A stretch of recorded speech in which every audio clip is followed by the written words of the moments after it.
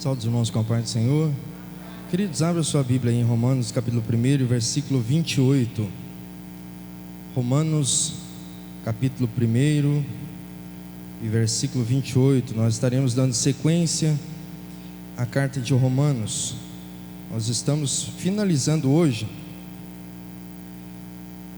capítulo 1. Nós estamos no capítulo 1, acho que um mês, 2 meses, né? De 2 para 3 meses, somente no capítulo 1. 3 meses. Pensa, né? Maravilha. É muito profundo, Romanos é muito profundo, né? Romanos capítulo 1 e versículo 28. Versículo 28 até o 32. Por haverem desprezado o conhecimento de Deus, o próprio Deus os entregou a um modo de pensar reprovável, para praticarem coisas que não convêm. Estão cheios de todo tipo de injustiça, perversidade, avareza e maldade. Estão cheios de inveja, homicídio, discórdia, engano e malícia. São difamadores, caluniadores, inimigos de Deus, insolentes, arrogantes, orgulhosos, inventores de males, desobedientes aos pais, insensatos, desleais, sem afeição natural e sem misericórdia.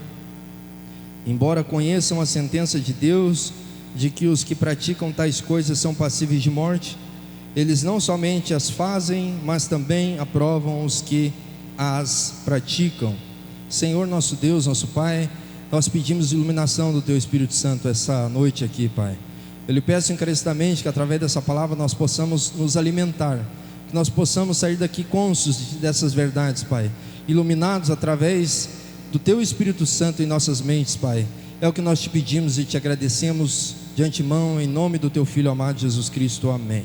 Queridos, sentem-se, mantenha sua Bíblia aberta aí. Eu acredito que os irmãos, como de costume, traz sempre as suas canetas, seus cadernos para ir anotando. É tão bom meditar na palavra de Deus. Nós temos meditado nessa carta de Romanos. O apóstolo Paulo, ao contrário do que ele fez com a igreja de Corinto, que era uma igreja que ele conhecia, era uma igreja que ele tinha fundado, era uma igreja que ele sabia dos problemas. Essa igreja de Romanos não. Essa igreja a qual ele escreve essa carta, ele não conhecia essa igreja. Ele sentia muita vontade de ir lá visitá-los. Ele fala dessa vontade, desse desejo de visitar esses irmãos lá em Roma. E ele está provavelmente depois de que ele escreveu a carta aos Coríntios, ele também retornou pela 3ª vez àquela cidade. E lá da casa da irmã Febe, lá de uma localidade chamada Sencreia, não sei se os irmãos se lembram, da casa dessa irmã Febe, ele escreve mais ou menos em torno de 57 depois de Cristo. Senta aqui pertinho de nós aqui. 57 a 58 mais ou menos depois de Cristo, ele escreve essa carta aos romanos. Provavelmente os irmãos de Roma, eles ouviram o evangelho lá em Atos capítulo 2, na festa do Pentecoste. Os irmãos ouviram, se converteram ao evangelho, e bem provável que eles foram para Roma e começaram a igreja de Roma. Não era uma igreja como essa nossa aqui, mas é bem diferente do que nós conhecemos hoje por igreja. Eles se reuniam em casas, mas eu acredito que era muito bom, era muito como se fosse um grupo familiar. Mas a igreja crescia por causa da perseguição. Quando há perseguição, geralmente a igreja começa a expandir. A igreja só começa a diminuir quando está tudo tranquilo, quando está tudo em paz, quando não tem problema. Mas quando tem problema realmente, quando tem perseguição, a igreja é tendencionada a crescer. É por isso que eu digo que se faz necessário às vezes o endurecimento das leis contra a igreja, porque aí a impressão que dá é que quando tem perseguição externa, nós saímos do comodismo, nós começamos a fazer a obra de Deus, né? O apóstolo Paulo, bem provavelmente, ele tinha um sério problema de visão, e um companheiro de ministério dele, chamado Tércio, ele fala lá no final de Romanos, foi quem escreveu a carta. Eu fico imaginando o apóstolo Paulo andando, talvez tentando achar as palavras corretas, iluminado pelo Espírito Santo de Deus, e ele falando assim: Tércio, escreve aí. E Tércio lá escrevendo, e dali a pouco ele lembrava de alguma coisa: Tércio, volta um pouquinho, escreve, muda. E eu fico imaginando como que foi construído toda essa carta, porque num só capítulo nós ficamos 3 meses. Eu falei aqui para os irmãos, uma dessas terças, Martin Lloyd Jones, lembrei o nome dele.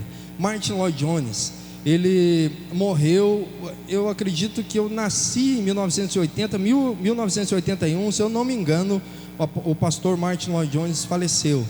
Ele ficou 15 anos expondo a carta aos Romanos. 15 anos, irmãos. Às vezes a gente acha que é muito tempo, 3 meses num capítulo só, mas ele ficou 15 anos expondo essa carta.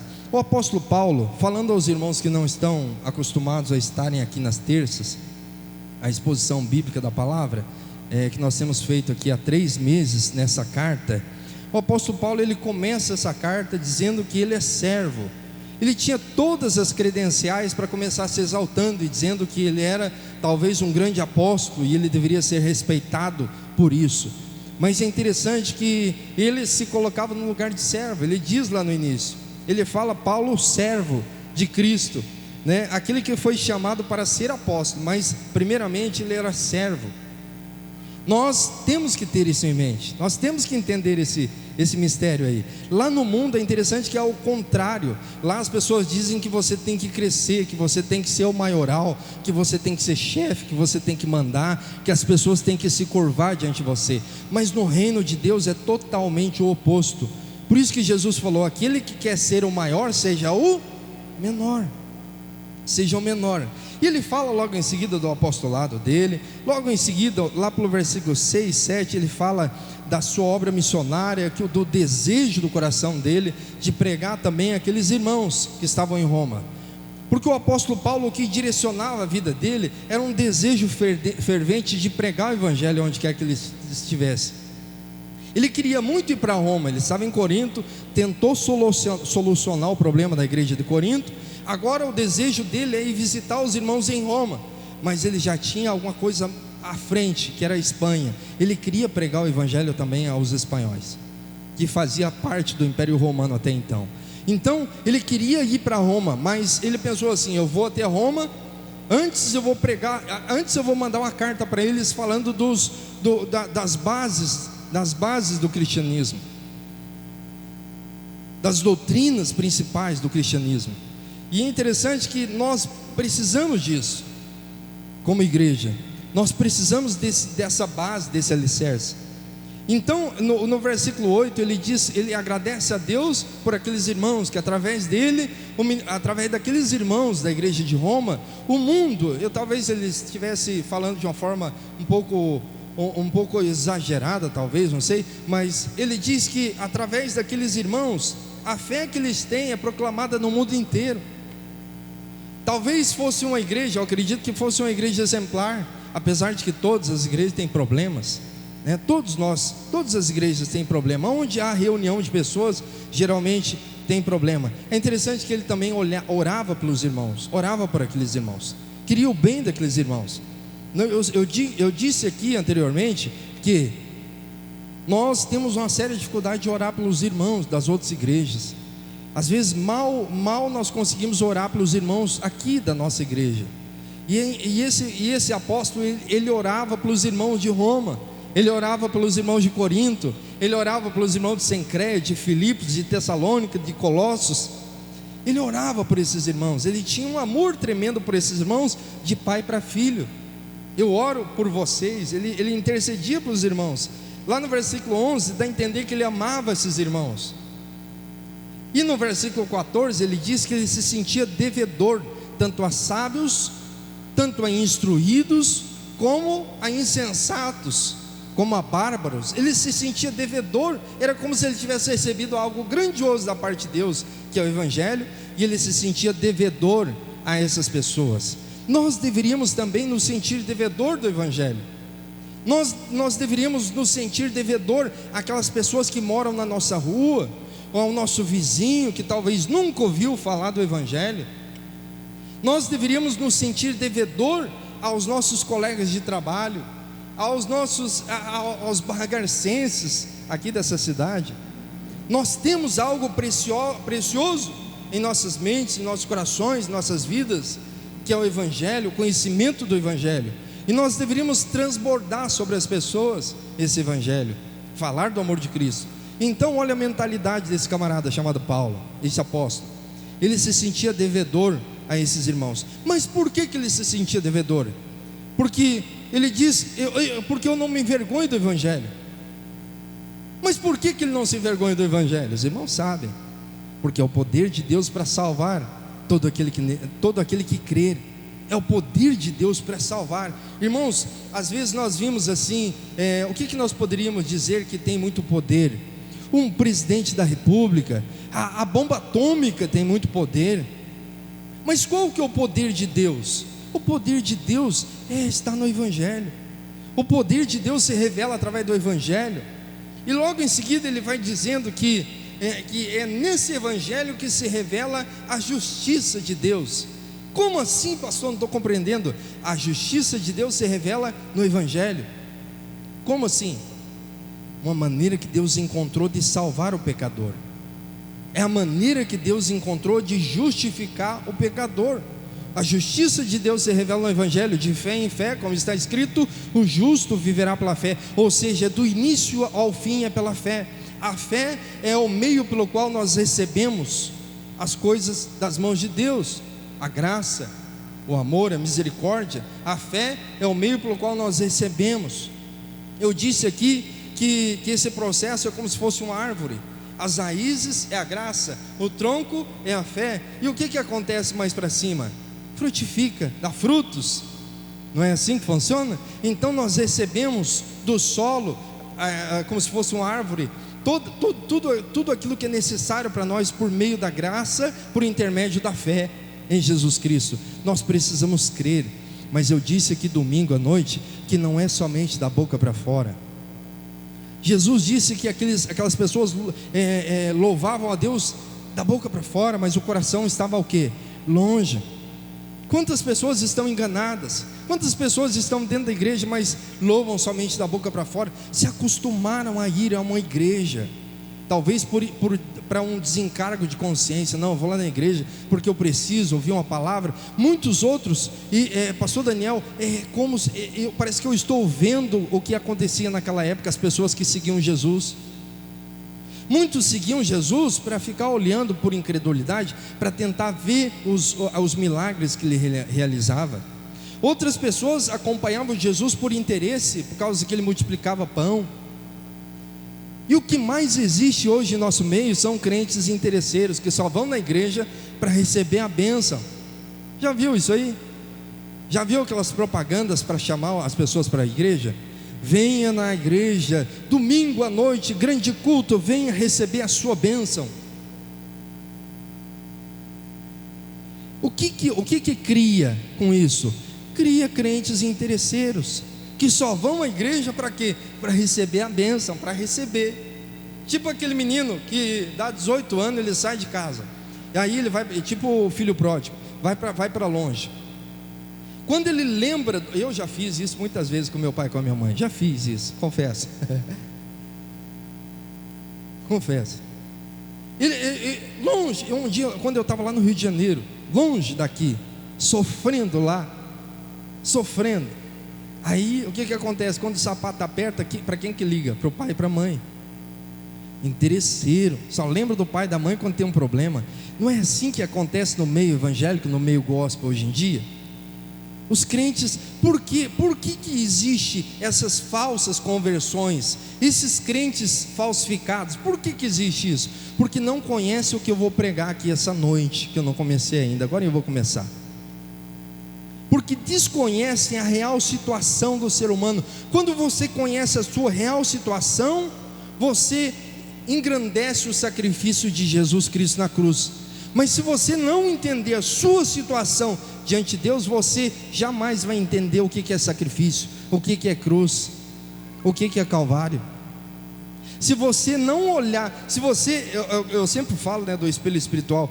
Se você não pegar o espelho espiritual e não se enxergar, você nunca vai entender o que é cruz, o que é Calvário, o que é sacrifício. Você sempre vai minimizar, achar que você está tudo tranquilo, que você não precisa. Foi exatamente isso que aconteceu com os fariseus.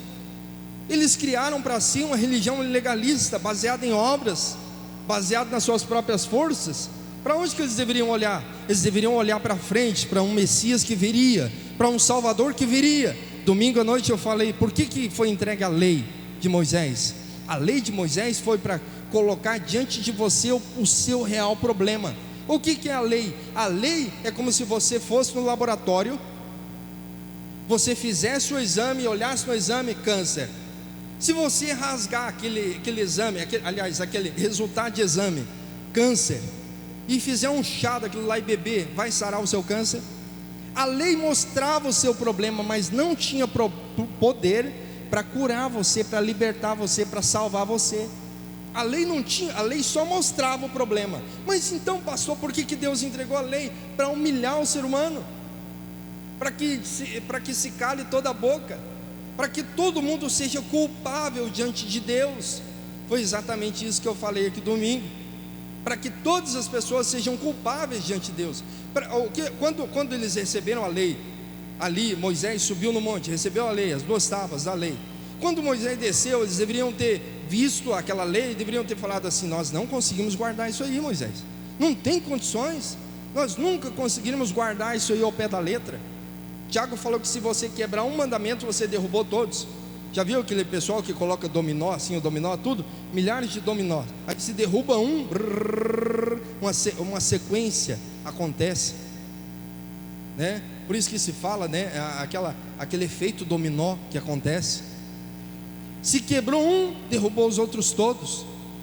E aí o que acontece? Eu infringi a lei de Deus, eu quebrei essa lei, eu ofendi a Deus através dos meus pecados, desde que eu nasci. E como que fica a situação do ser humano diante de Deus? Eles deveriam pegar a lei e dizer assim: não, nós não temos condições de guardar. Qual que é a saída? Eles deveriam olhar para frente e falar assim: tem um Messias que virá, nós precisamos de um Salvador. Eles deveriam olhar para Cristo. O intuito da lei era para que eles olhassem para Cristo e se vissem na necessidade de um Salvador. Nós hoje da mesma forma, só que nós olhamos para trás.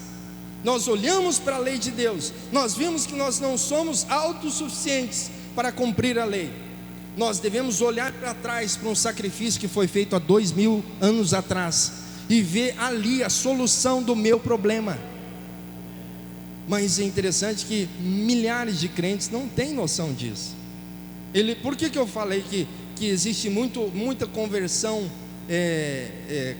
vou falar genérico? Lá na farmácia tem o genérico e tem o original, não é? Pois é, existem muitas conversões genéricas. A pessoa vem na igreja, ouve uma pregação, ela é tocada através dos hinos, porque a música toca. A pregação, eu coloco um fundo musical, fica aquilo ali toca, a pessoa corre para frente, né? Fazendo uma confissão pública diante dos homens, mas às vezes sai daqui e não volta nunca mais. O batismo é da mesma forma. O batismo é muito interessante, porque muitas pessoas batizam e vão para o mundo, a fé acaba. Por quê? Porque existe 2 tipos de pessoas. Lembra quando Moisés tirou o povo do Egito? O que aconteceu quando os hebreus passaram pelo Mar Vermelho? O que aconteceu? Passaram a pés enxutos, não foi? Mas o que aconteceu com o egípcio? Morreram afogados. É dessa forma que acontece. Quando uma ovelha é batizada, ela prossegue, ela segue, ela ouve a voz do bom pastor e segue. O que acontece quando um bode é batizado? Ele é egípcio, ele morre afogado. Eu morri afogado, pastor Daniel. Vai para o mundo. O que aconteceu com Jesus depois que ele foi batizado?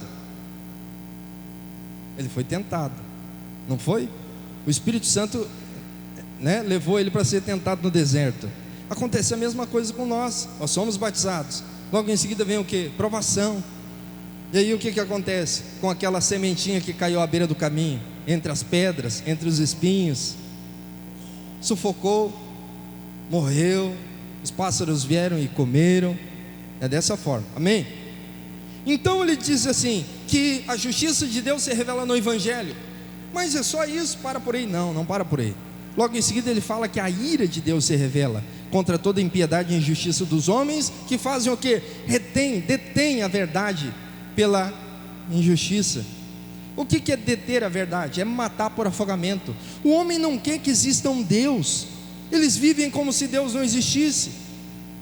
E ele fala que essas pessoas, irmãos, ele fala logo em seguida que o que se pode conhecer a respeito de Deus é manifesto. Deus manifestou o que se podia conhecer dele através da natureza. Por isso tais homens são indesculpáveis. Não tem desculpa. O camarada pode morar lá na selva amazônica, nunca ouviu falar do Evangelho, nunca ouviu falar. Ele vai chegar diante de Deus e vai falar: Senhor, eu quero entrar. Aí Deus vai falar assim para ele assim: mas como? Você não creu no meu filho Jesus? E ele vai falar assim: quem? Não sei quem que é Jesus, nunca ouviu falar desse tal Jesus. E aí o que acontece? Jesus abre a porta e manda ele entrar? Não. Por quê? Por causa desse versículo aqui. O que se podia conhecer de Deus foi manifesto através da natureza. Deus manifestou o ser humano na natureza. Então o que acontece? Eles são indesculpáveis. Não existe ninguém, querido, que chegue diante de Deus e diga assim: Senhor, eu quero entrar, porque nunca, o pastor Daniel nunca foi lá na minha porta, o pastor Samuel nunca foi lá pregar o Evangelho para mim. As pessoas não terão desculpas, porque Deus se revelou através da natureza. O que mais? Através da sua mente. Deus se revelou através da lei gravada no coração dessas pessoas. Vamos para frente, que a pregação não é essa não. Mas o que aconteceu com esses homens? Mesmo tendo conhecimento de Deus, o que eles fizeram? Eles não glorificaram a Deus como Deus, nem renderam graças. Antes, o que eles fizeram? Se tornaram nulos em seus próprios raciocínios, e o seu coração insensato se obscureceu. Dizendo-se sábios, tornaram-se loucos. O que mais que eles fizeram? Eles trocaram a glória de Deus incorruptível por imagens de homens, quadrúpedes, répteis. Irmãos, a impressão que dá é que o ser humano foi assim, se degradando. Lá fora o que diz? Lá fora diz que o ser humano foi evoluindo. Não, tudo bem, eu concordo, né? A ciência evoluindo muito, as pesquisas, a tecnologia evoluindo muito, tudo bem. Mas o ser humano não foi evoluindo, o ser humano foi degradando com o passar do tempo. Deus criou Adão e Eva perfeitos, puros, lindos, maravilhosos, santos e irrepreensíveis. O que aconteceu? O pecado entrou e de lá para cá vem fazendo o quê? Vem se degradando. O ser humano vem se desmanchando. Olha o que eles fizeram, mesmo tendo conhecimento de Deus. Não glorificaram. Como assim não glorificaram? Irmão, se você olhar a magnitude de uma folha. Esses dias atrás eu estava pesquisando isso na internet. Os cientistas eles ficam apavorados, perplexos diante da complexidade que existe numa folha. Numa célula de um ser humano existe uma complexidade muito grande. Nos genes, no DNA do ser humano, toda a informação genética contida ali, a cor dos seus olhos, cor do seu cabelo, a altura, se vai ter cabelo, se não vai ter igual eu, tudo está gravado. Deus criou tudo isso. Quando os cientistas, quando os sábios, que dizendo-se sábios tornaram-se loucos, quando eles olhassem para isso, eles deveriam fazer o quê? Glorificar a Deus, render-lhe graças. O que é render graças? É ser grato a Deus. Eu estava falando com a minha filha perguntou assim: papai, toda noite eu oro, mas a impressão que eu tenho é que Deus não fala com nós, né? Eu falei assim: minha filha, Deus não fala talvez com a voz audível, que você, como eu estou falando contigo aqui agora, como Ele fez com os profetas lá atrás, que lá atrás Ele tinha um propósito, hoje em dia o propósito é outro. Mas Deus fala contigo em tudo, minha filha. Você já agradeceu pelo oxigênio que você está respirando? Não. Você já respirou pelo olfato que você tem? Pela complexidade do seu olho, da sua visão? Pelo paladar? Só quem teve Covid que sabe o que é perder olfato e paladar. Deus poderia ter criado você sem. Não poderia? Deus não poderia ter criado você sem paladar, sem olfato? E Deus lhe deu, e nós às vezes não rendemos graças a Deus por tudo aquilo que Ele tem nos dado. Às vezes nós esquecemos, nós assim, você agradeceu a Deus pelo seu sistema digestivo que você tem hoje? Você já disse assim: ó Senhor, obrigado pelo meu estômago, pela vesícula biliar, pelo meu fígado, pelos rins que filtram toda a impureza do meu corpo e excreta aquilo que o meu organismo não precisa. Você já agradeceu a Deus por como Deus, agora eu estava lembrei aqui do Salmo 139, que o salmista diz assim, que de uma forma assombrosamente maravilhosa me formaste no ventre materno.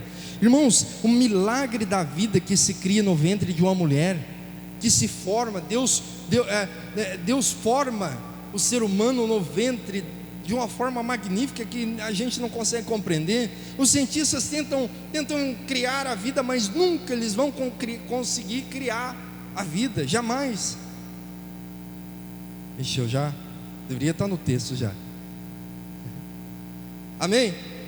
Então esses homens, o que eles fizeram? Eles trocaram. No versículo 24, o que aconteceu? Por causa de tudo isso que o ser humano, irmãos, isso eu não estou falando do ímpio lá, eu estou falando de nós, eu estou falando do ser humano. É por isso que eu digo que você tem que entender quem você é primeiramente, para depois você glorificar a Deus.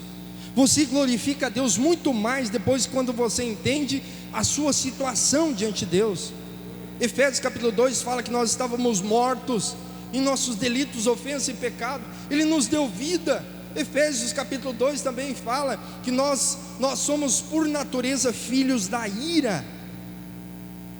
Se você acha que você é o bom, que você não precisa de Deus, não, eu consigo através das minhas próprias forças chegar até Deus, assim como eles fizeram lá na Torre de Babel, você nunca vai entender o que é sacrifício. Nós nunca compreenderemos o sacrifício de Jesus se nós acharmos que nós somos autossuficientes. Amém? O que eles fizeram? Fizeram um bocado de coisa. Trocaram a glória de Deus, começaram a adorar a criação ao invés do Criador, que é bendito para sempre, amém? O que é isso? Aquilo que nós conhecemos como panteísmo. Aquelas pessoas que abraçam árvores, né? Não tem? Aquelas pessoas, não, a mãe natureza. O que eles começaram a fazer? Eles começaram a adorar a criatura no lugar do Criador. O hinduísmo adora a vaca, os romanos adoravam a águia, os egípcios o boi ápis. Eles trocaram, eles começaram a adorar. É por isso que ele diz assim: dizendo-se sábios, tornaram-se loucos. Começaram a adorar a criatura. Eles começaram a adorar os animais, os quadrúpedes, o crocodilo do Nilo lá. Não é assim? Trocaram a verdade de Deus pela... Depois, no versículo 26, que eu falei terça-feira passada, aliás, no 24, por isso Deus os entregou. No 26 também, Deus os entregou às suas paixões envergonhosas. No 24, Deus os entregou à impureza do desejo do seu coração. Hoje nós vamos falar aqui no versículo 28. E por haverem desprezado, no versículo 28, é 28, 28. Os irmãos que estão com a Bíblia aberta aí, agora eu vou começar a ministração. Essa foi a causa. Irmãos, para você entender a ministração dessa noite, não sei se os irmãos se lembram, mas eu falei aqui que o apóstolo Paulo é como se fosse um promotor que pega os autos do processo, chega no tribunal e ele mostra, e ele prova por A mais B. Olhe para mim aqui, olhe para mim. Ele prova por A mais B que todos são culpáveis diante de Deus. No capítulo 1, ele prova que os gentios são culpáveis. No capítulo 2, ele prova que os judeus são culpáveis. E no capítulo 3, ele engloba todos. Todos são culpáveis. E ele prova isso. É como se fosse um advogado que chega com os processos debaixo do braço, abre os processos e começa a ler. E aqui no versículo 32, depois no finalzinho nós vamos ver que é como se o juiz se levantasse, pegou todos os autos do processo, ouviu todas as testemunhas, e o que ele faz? Ele dá a sentença. Olha o que diz no capítulo 28: embora conheçam a sentença de Deus, de que Os que praticam tais coisas são passíveis de morte. Ele não somente as faz, mas também aprova os que as praticam. A sentença de Deus, embora conheçam a sentença de Deus, agora vem a sentença de Deus para essas pessoas. Vamos ver aqui, irmãos, qual que é a causa? Qual que é a causa principal? E por haverem desprezado o conhecimento de Deus, o que eles fizeram? Eles não aprovaram. Aqui, irmãos, eu não sei como é que está dizendo ali naquela tradução. E por haverem desprezado o conhecimento de Deus, é como se eles tivessem olhado para tudo que Deus é e para tudo aquilo que Deus fez e desprezassem. O ser humano desprezou Deus. O ser humano colocou Deus à parte do processo. Não é assim que acontece? Irmãos, eu queria que você entendesse que eu não estou falando do seu vizinho que é cachaceiro. Eu estou falando do ser humano, eu estou falando de você, eu estou falando de mim. Essas coisas que eu vou falar, daqui a pouquinho eu vou falar 21 vícios, 21 problemas que o ser humano tem. Você não precisa fazer força para fazer essas coisas, porque você faz por natureza. Muito pelo contrário, você tem que refrear essas coisas na sua vida. Amém? Daqui a pouquinho nós vamos chegar lá, vai ficar mais fácil. Tá bom? Então eles desprezaram o conhecimento de Deus. Deus se revelou através da natureza. Deus se revelou nos seus corações. E eles desprezaram esse conhecimento. Não renderam graças, não glorificaram a Deus. O que aconteceu? Eles têm o conhecimento de Deus. A primeira coisa que nós entendemos nesse texto é que eles têm o conhecimento de Deus. Não existe ninguém que não tenha isso. Uma forma muito clara de nós vermos isso é aquilo que aconteceu lá no capítulo 28 de Atos. O apóstolo Paulo queria tanto ir para Roma, pregar o evangelho, mas no final ele acabou indo para Roma, não como ele desejava, mas preso. E ele estava num navio indo para Roma, preso, algemado, carcerado. O que aconteceu? O navio afundou. O navio afundou. Aonde que eles foram parar? Na ilha de Malta. O texto lá no capítulo 28 de Atos diz que aquelas pessoas eram, o que eles eram? Eles eram pessoas como se fossem índios, talvez uma maneira mais fácil de você compreender. Eles eram bárbaros. O texto diz que eles eram bárbaros. O apóstolo Paulo começou a juntar gravetos lá para fazer uma fogueira de noite, porque estava frio. O que aconteceu?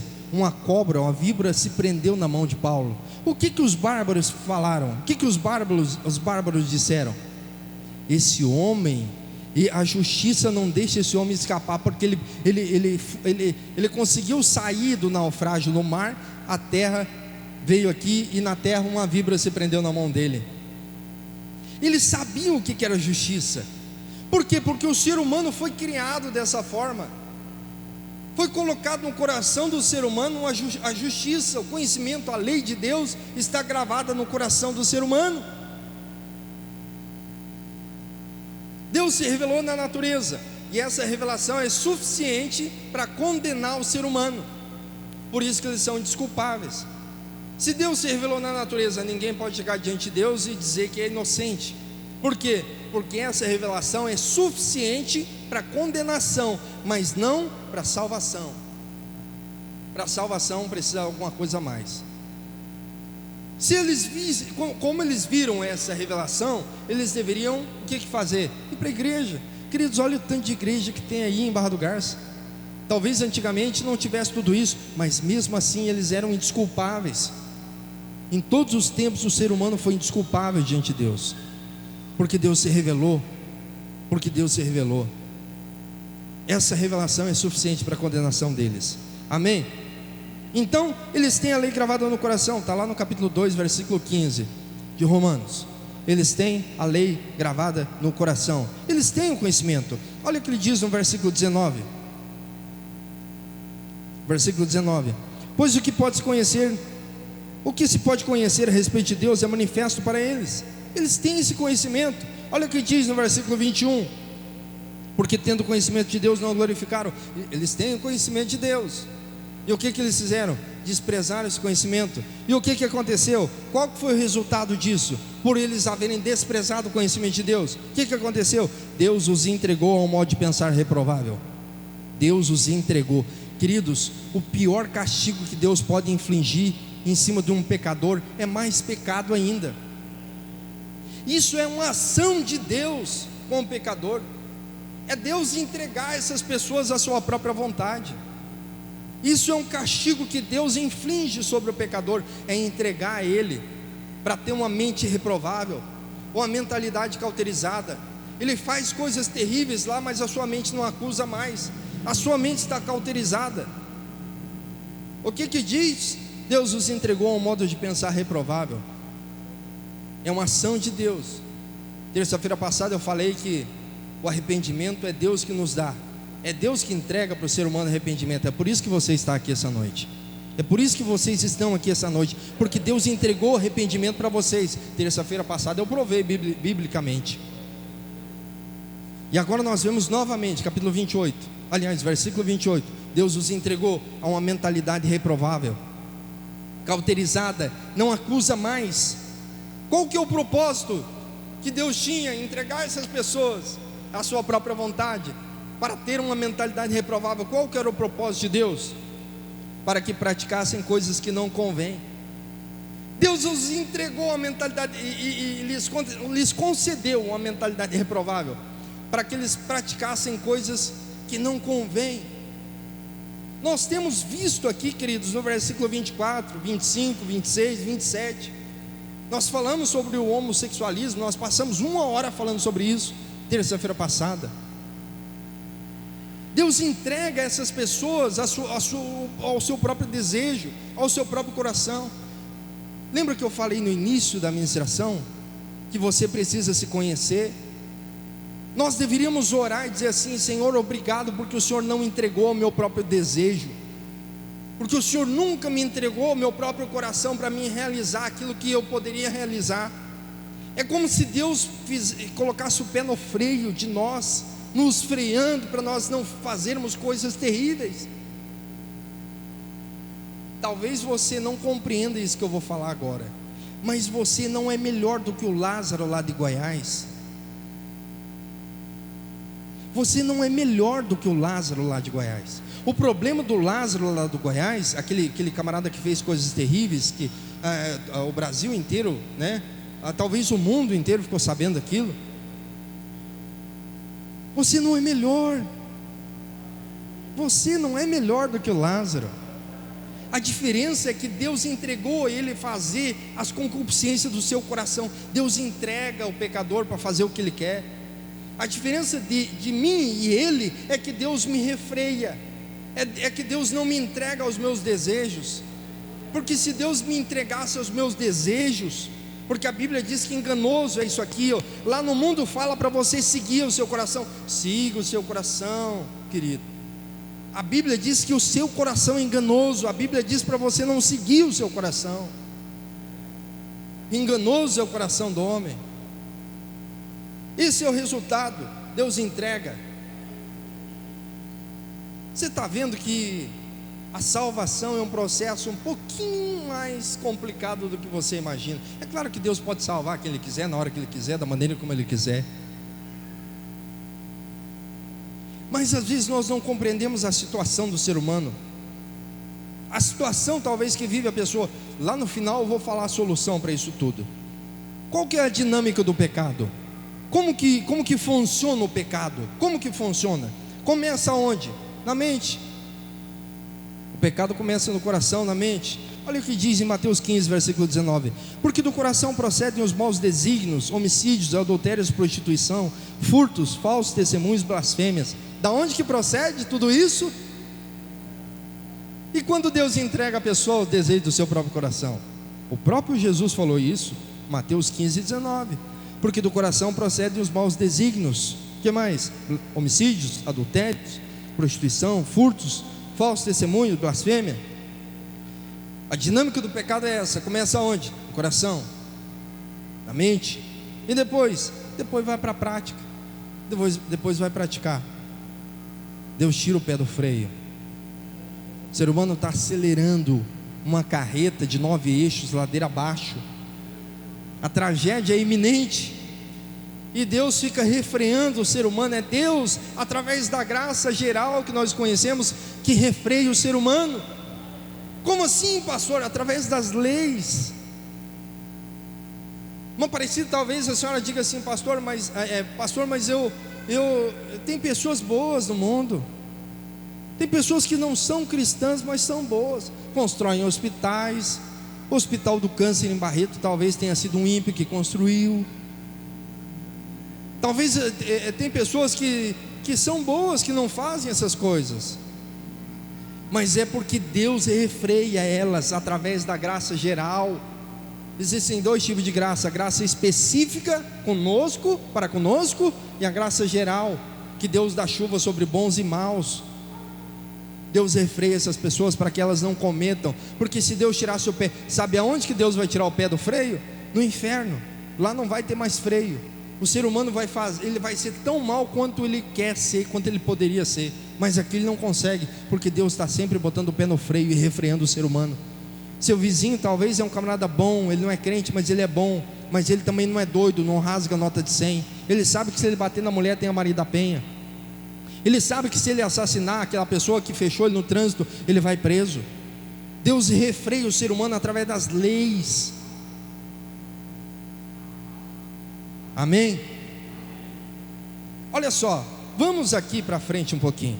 Então, no versículo 29 fala que eles estão cheios. Estão cheios de quê?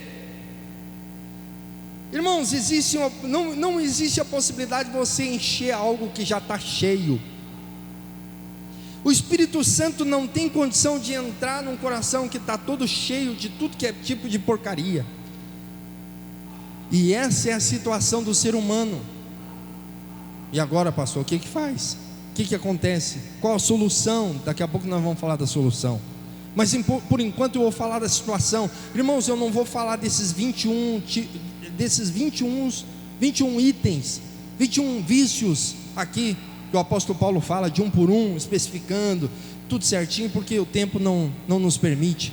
Mas eu gostaria que os irmãos entendessem que eles conseguiram quebrar os 10 mandamentos. Eu não sei se essa era a vontade do apóstolo Paulo, se esse era o intuito do apóstolo Paulo, mostrar, mas talvez de mente, talvez o Espírito Santo iluminando a sua mente, ele falou de todos os problemas que o ser humano conseguiu fazer para quebrar os 10 mandamentos. Os 4 mandamentos primeiros são a infração que o homem comete.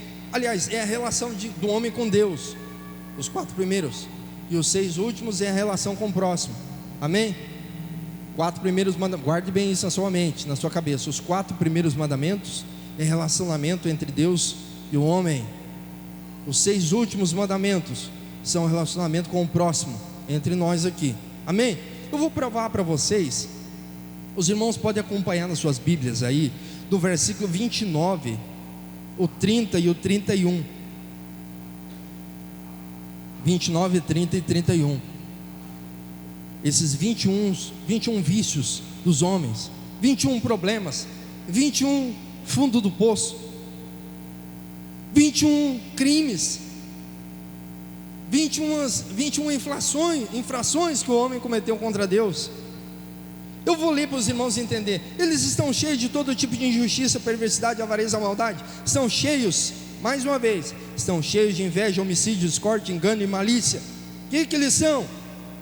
Difamadores, caluniadores, inimigos de Deus, insolentes, arrogantes, orgulhosos, inventores de males, desobedientes aos pais, insensatos, desleais, sem afeição natural e sem misericórdia. Esse é o ser humano. Esse é o ser humano. Depois do pecado de Adão e Eva. Para vocês verem que o mal, a grande tragédia que aconteceu no mundo não foi de repente aquele grande terremoto que aconteceu lá no México. Não sei quantos graus na escala Richter, mas foi um terremoto terrível. Em Los Angeles também aconteceu, em Tóquio, no Japão também aconteceu. Isso não foi a maior tragédia que aconteceu no mundo.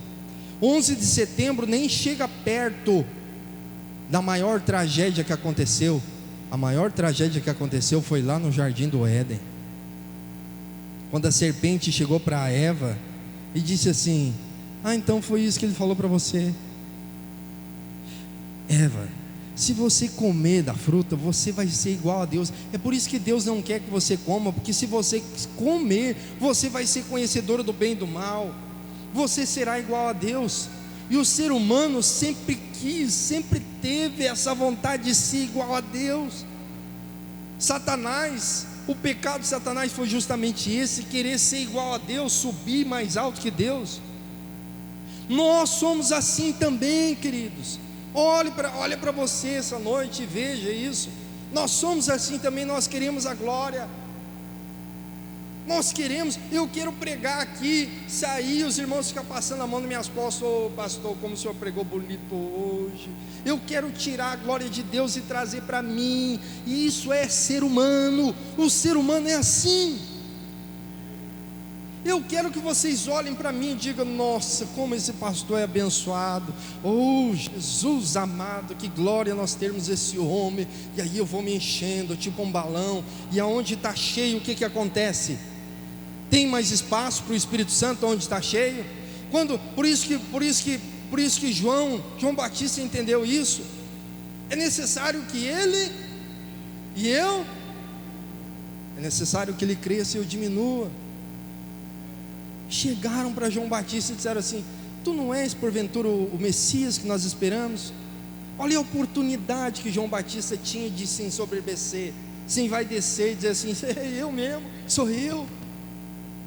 Mas João Batista falou assim: não, eu não sou digno de desamarrar suas sandálias. Eu não sou digno. Irmão, o ser humano tem um sério problema, e você tem que se cuidar para você não incorrer nesse erro da soberba, da exaltação. Primeiro, segundo, terceiro e quarto mandamento, quais são? Não terás outros deuses diante de mim, não farás para ti mais escultura, não tomarás o nome do Senhor teu Deus em vão, e a guarda do sábado. Os 4 primeiros mandamentos, relacionamento com Deus. O que eles fizeram? Eles quebraram o primeiro, segundo, terceiro e quarto mandamento. Olha o que diz: inimigos de Deus, insolentes, arrogantes, orgulhosos, inventores de males. Eles quebraram de uma vez só esses 4 mandamentos. O apóstolo Paulo está mostrando aqui a quebra desses mandamentos.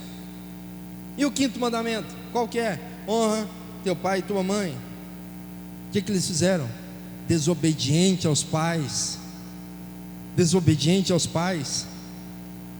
Está lá no versículo, onde que está? Vamos ver aqui. 31? 30.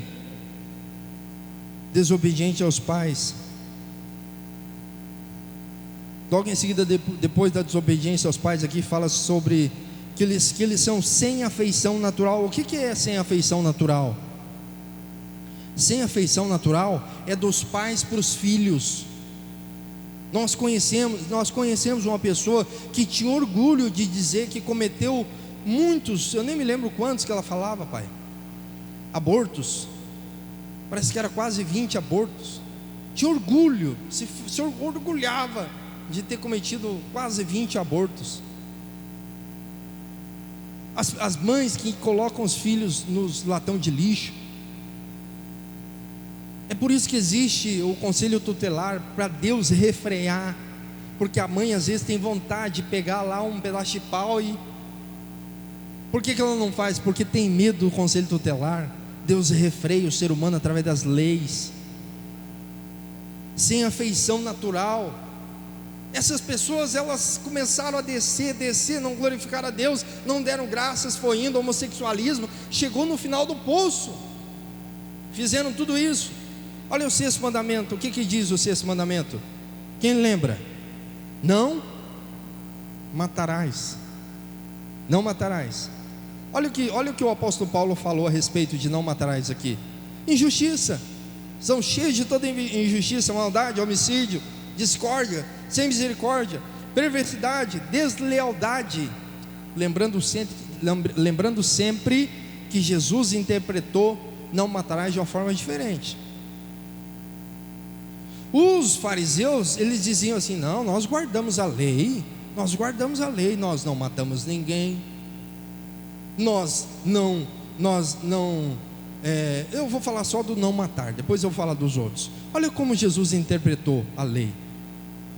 Olha a maneira como os fariseus interpretaram, e olha a maneira como Jesus interpretou a lei. Mateus 5, 21 e 22. Ouvistes o que foi dito aos antigos: não matarás, e quem matará será sujeito a julgamento. Eu, porém, olha a maneira que ele interpretou a lei. Eu, porém vos digo que todo aquele que sem motivo se irar contra seu irmão estará sujeito a julgamento. Ou seja, ele fala depois que aquele que chamar o seu irmão de tolo, de raca ali é como se chamasse alguém de imbecil, louco. Aquele que se irá com o seu irmão sem motivo é como se você estivesse matando. Irmãos, quantas pessoas estão matando os outros hoje e estão achando que estão cumprindo a lei direitinho? Aquelas pessoas que falam mal, destroem a vida dos outros, né? Vamos para o 7º mandamento. O que é o 7º mandamento? Não adulterarás. 7º mandamento: não adulterarás.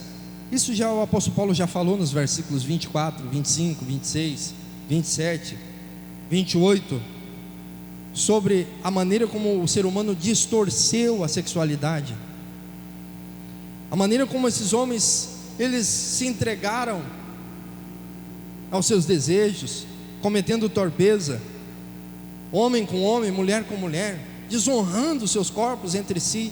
Eles desonraram a Deus. Deus entregou essas pessoas aos seus próprios desejos para desonrarem os seus corpos.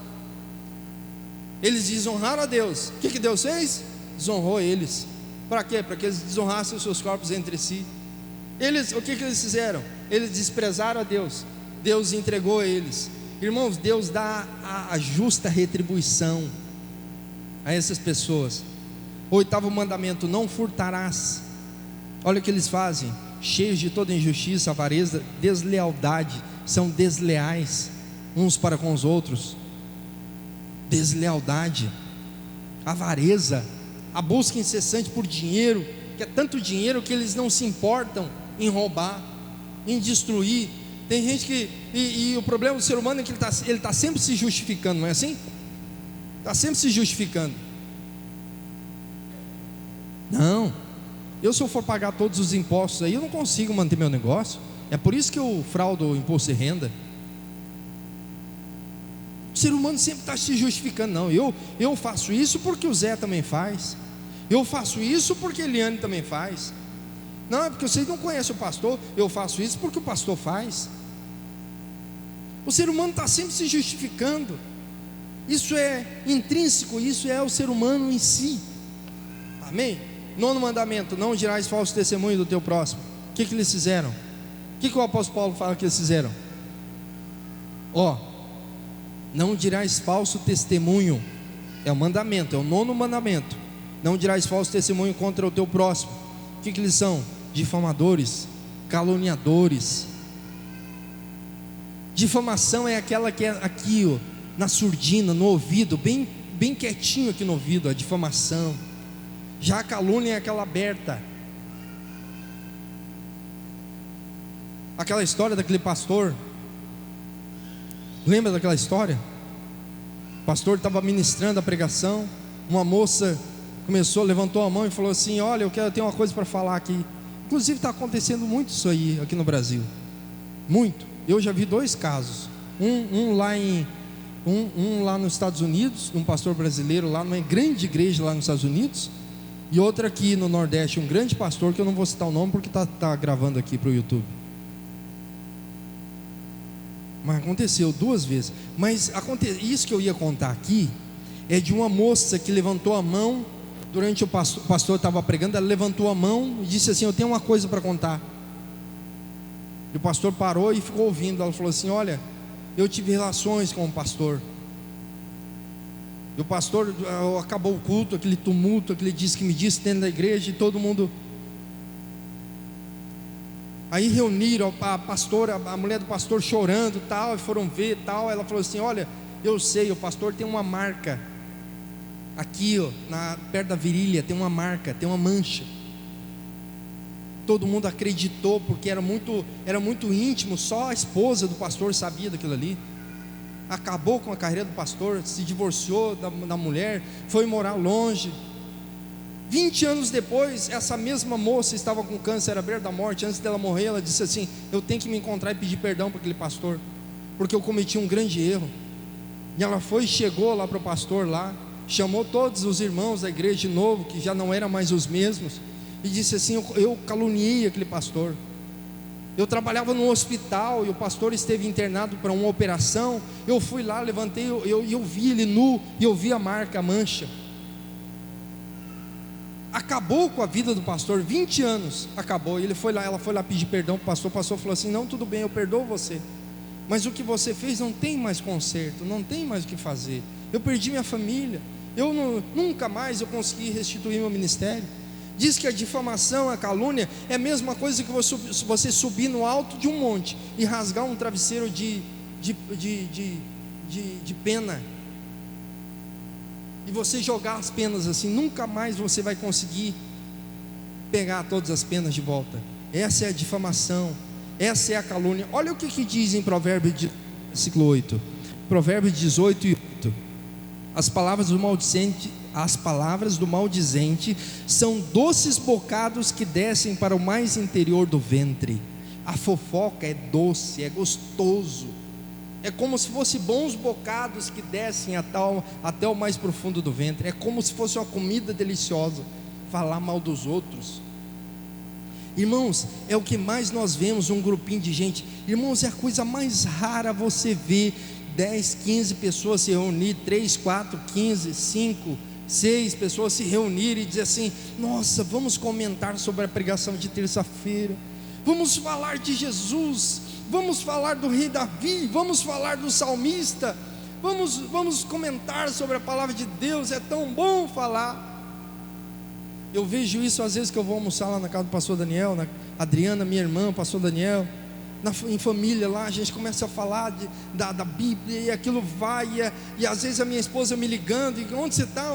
Eu estou aqui na casa do meu pai falando sobre a Bíblia. É tão bom você ir falando sobre aquelas histórias do Antigo Testamento. Samuel ouviu a voz, Samuel. Às vezes a gente fica comentando lá, conversando sobre o rei Davi, Joabe, o comandante do rei Davi. A gente começa a conversar e a conversa vai longe, mas é muito raro isso acontecer, porque as pessoas se reúnem para falar o quê? Ah, você não viu, você não tem nem noção do que era a Anísia quando ela era solteira. Ah, aquela Aparecida, hoje em dia ela Aparecida quer dar uma de santa, mas é porque tu não conheceu ela quando era solteira. O Zé então pensa num penchado cachaceiro, agora quer dar uma de santo lá em cima do púlpito. Irmãos, o que mais acontece é isso, porque é como se fosse comida gostosa. O maldizente, o fofoqueiro, ele tem prazer naquilo, ele é gostoso, porque a pessoa acha que... Irmão, quando você se reunir com outras pessoas e for falar de alguém que não estiver presente, você não aceite, diga assim: eu não aceito. Eu só aceito falar dessa pessoa se ele estiver aqui para se defender.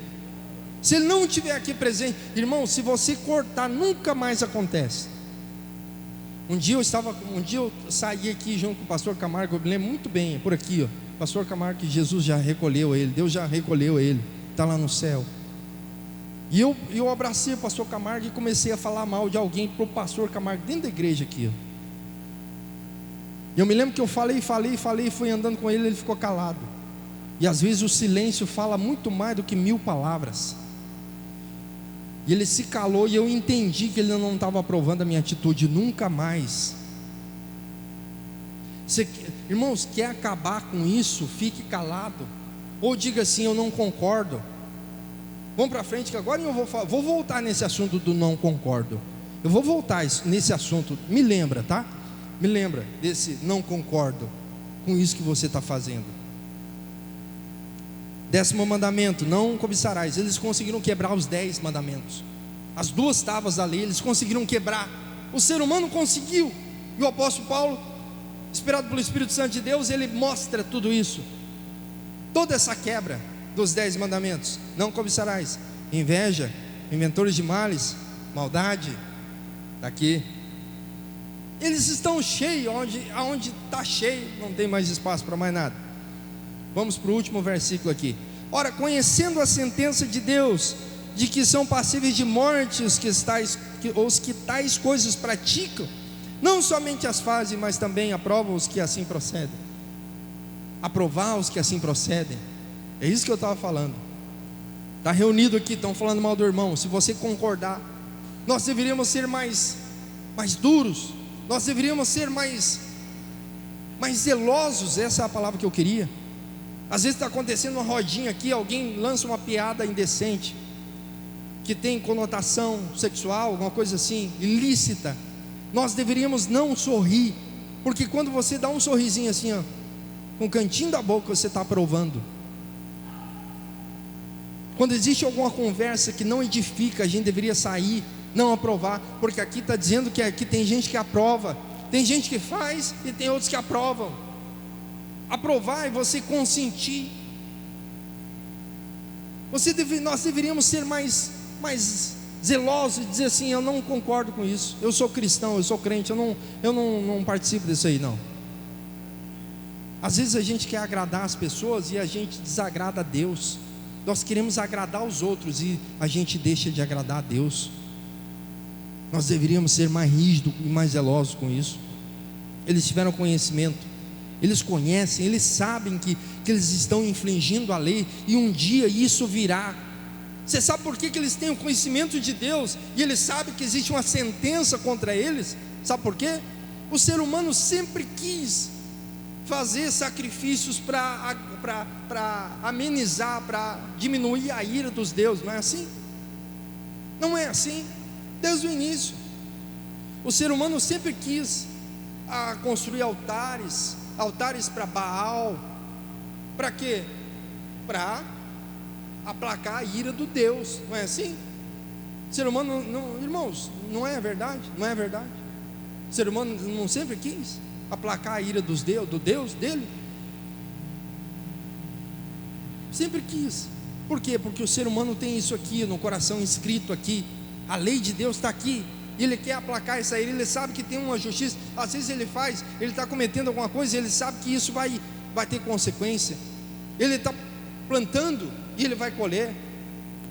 Ele sabe que é a sentença de Deus, ele sabe da sentença, e é que é passível de morte os que tais coisas praticam. Olha o que está escrito lá em Gênesis 2:17: mas da árvore do conhecimento do bem e do mal não comerás, porque no dia que dela comeres, certamente morrerás. O ser humano sempre soube que existiria uma consequência, que o salário do pecado é o quê? A morte. Existe uma consequência para tudo isso que o ser humano está fazendo. A morte é a consequência do pecado. Somente, para encerrar aqui, irmãos, somente o Evangelho, somente o poder que eu falei lá no início, o poder do Evangelho, somente esse poder é capaz de restaurar e transformar esse ser humano depravado, destruído, distanciado. Efésios capítulo 1, versículo: é o mesmo poder que ressuscitou o Senhor Jesus dos mortos. Poder aqui que eu estou falando é dínamos, que vem da palavra dinamite, um grande poder. Mas esse poder não é para destruir, é para construir. Esse poder que a Bíblia diz é o mesmo poder que ressuscitou nosso Senhor Jesus dos mortos. E esse poder que está contido no Evangelho é esse poder que ressuscita o ser humano, que faz dele uma nova criatura, que transforma essa situação de fundo do poço. É por isso que o salmista disse assim sobre o lamaçal: me tirou do lamaçal. Como é que diz? Charco de lodo, charco horrível de lodo. Tirou-me de um charco de lodo. Olha a situação do ser humano. Não é um charco de lodo? Não é um charco de lodo? Tirou-me de um charco de lodo, colocou-me sobre uma rocha e firmou os meus passos. Essa é a situação. Somente esse poder é capaz de restaurar o ser humano. Coloque-se de pé, por gentileza, para que nós possamos orar e encerrar essa parte. Amém, queridos? Nós estamos encerrando o capítulo 1. Agora nós vamos para os judeus. Nós falamos dos gentios, terça-feira que vem nós vamos falar dos judeus. Qual que é a situação do judeu? Deus tem 2 povos? Deus tem 2 igrejas ou tem só um povo? Capítulo 2 de Romanos, terça-feira que vem, amém? Vamos orar. Senhor nosso Deus, nosso Pai, nós te louvamos e te engrandecemos por essa palavra. Senhor, agora nós compreendemos melhor qual que é a nossa situação diante de Ti, inimigos de Ti. Nós éramos inimigos por natureza, nós éramos filhos da ira, mas nós somos gratos por tudo aquilo que o Senhor fez por nós, pelo sacrifício na cruz do Calvário.